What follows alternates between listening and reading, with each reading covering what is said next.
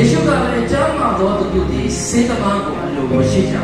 နာသောသူတို့သာလည်းအလိုရှိကြ၏ဖြောင့်မတ်သောသူတို့ကိုနောင်တတို့ခေါ်ခြင်းကလာမဟုတ်ဆိုးသောသူတို့ကိုခေါ်ခြင်းကလာဒီကိုမိတ်တော်မူ၏ကျွန်တော်2025ရဲ့နောက်ဆုံးတော့လာကျွန်တော်စားတော့နောက်တော့ပတ်ဆိုရပါမယ်2025ရဲ့နောက်ဆုံးလာ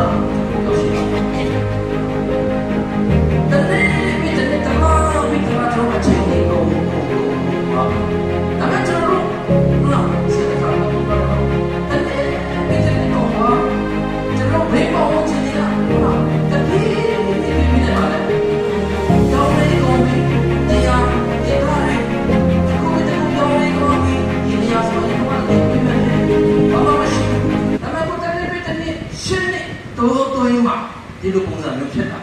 လမ်းနေရှိလာတယ်နော်ဒီမှာရှိတဲ့လူတက်တက်လုံးလမ်းဖောက်ဖို့စိတ်ကူးမရှိတဲ့ဟာတွေအခုချိန်မှာလမ်းဖြစ်လာ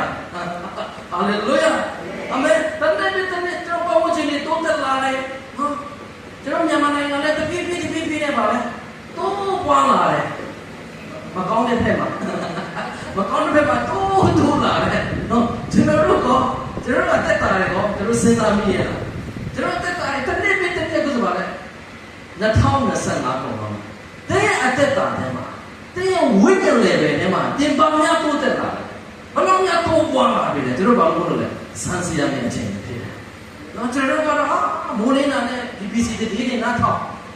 ဘယ်ညမှာပါဖြစ်တယ်ညာဖြစ်တယ်သူများအကြောင်းပဲကျွန်တော်စိတ်ဝင်စားတယ်တခါတလေမှာကိုယ့်အကြောင်းကိုစိတ်ဝင်စားခြင်းရပါဟာလေလုယာအဲ့လိုပြောလို့လေနော်တိတ်ပြီးတော့စိတ်ထဲကနေမလုံးနဲ့